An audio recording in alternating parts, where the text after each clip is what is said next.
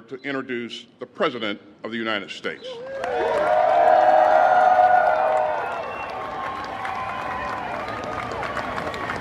Happy Independence Day! At least the rain helped the humidity a little bit. Jill and I, Secretary Austin, Mrs. Austin, were honored. So many of your families are here on this special day. I really mean it.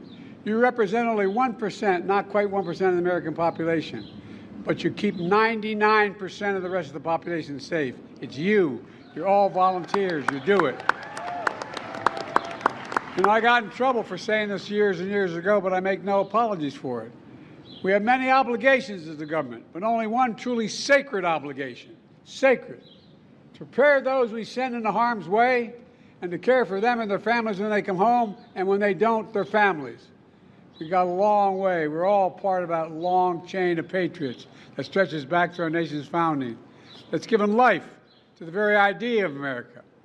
On this day, I think it's important we remember, America is unique in all, every president says this about their country, but we're unique in the world for a lot of reasons. But the one main reason is we're the only nation on earth founded on an idea, not ethnicity, not geography, not anything else, on an idea.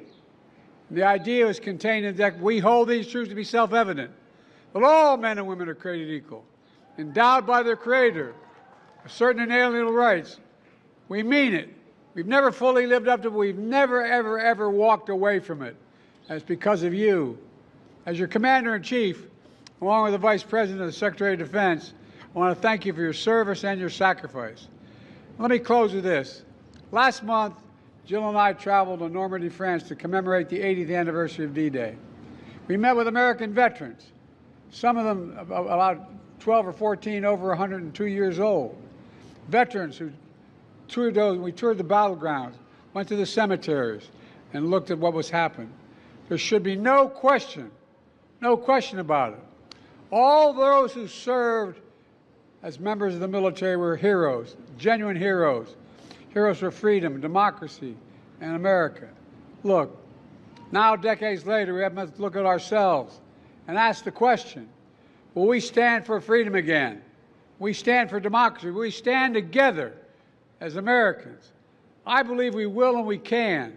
And by the way, you know, I was in that World War I cemetery in France, and the one that one of our colleagues, the former president, didn't want to go and be up there. I probably shouldn't even say it. Anyway, we got to just remember who the hell we are. We're the United States of America. Whoa. And there's nothing beyond, and I mean this in the bottom of my heart, there's nothing beyond our capacity, nothing when we do it together. Not a single thing. We're the only nation in the history of the world that has gone through every crisis and come out stronger than we went into the crisis, every single time. And by the way, I've been all over the world with you. I've been in and out of battles anyway. You're incredible. Understand, you are the finest fighting force in the history of the world. That's not hyperbole.